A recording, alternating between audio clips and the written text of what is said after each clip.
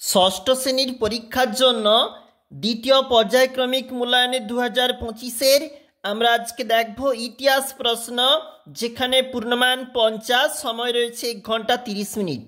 সঠিক উত্তর নির্বাচন করো। 1 গুণ 6। পার্শ্বনাথ ছিলেন একজন জৈন তীর্থঙ্কর। মেগালিথ হল বড় পাথরের সমাধি। গৌতম বুদ্ধের প্রথম নাম ছিল সিদ্ধার্থ। হর্ষচরিত কাব্যটি লিখেছিল বাণভট্ট। আলেকজান্ডারের মৃত্যু কোথায় হয়েছিল?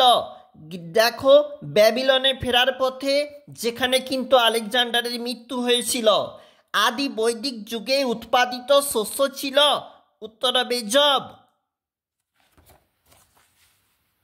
পরের প্রশ্ন, বেদের অপর নাম শ্রুতি কেন?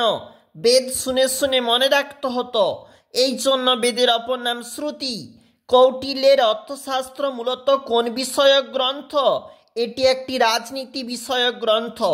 অষ্টাঙ্গিক মার্গ কি? গৌতম বুদ্ধ বর্ণিত দুঃখ নিবারণ বা নিরোধ করার উপায় যে বর্ণিত হয়েছে, যেটা অষ্টাঙ্গিক মার্গ নামে পরিচিত। সম্রাট অশোক কোন ধর্মের সমর্থক ছিলেন? সম্রাট অশোক বৌদ্ধ ধর্মের সমর্থক ছিলেন। নব্য ধর্ম কাকে বলে?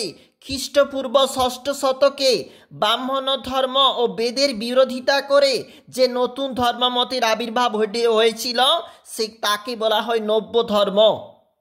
ভরত গোষ্ঠী রাজা কে ছিলেন? ভরত গোষ্ঠী রাজা ছিলেন সুদাস।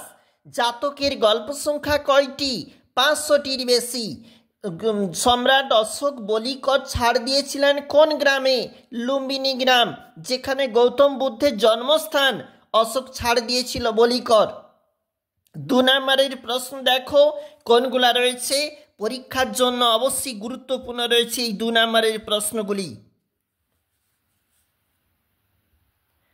এরপর আমরা দেখে নিচ্ছি 3 নম্বরের প্রশ্ন। এইগুলি হচ্ছে 3 নম্বরের প্রশ্ন, যেগুলি পরীক্ষার জন্য অবশ্যই গুরুত্বপূর্ণ। নিচে রয়েছে 5 নম্বরের প্রশ্ন, 3টি করতে হবে, পরীক্ষার জন্য অবশ্যই গুরুত্বপূর্ণ, অবশ্যই রাখবে।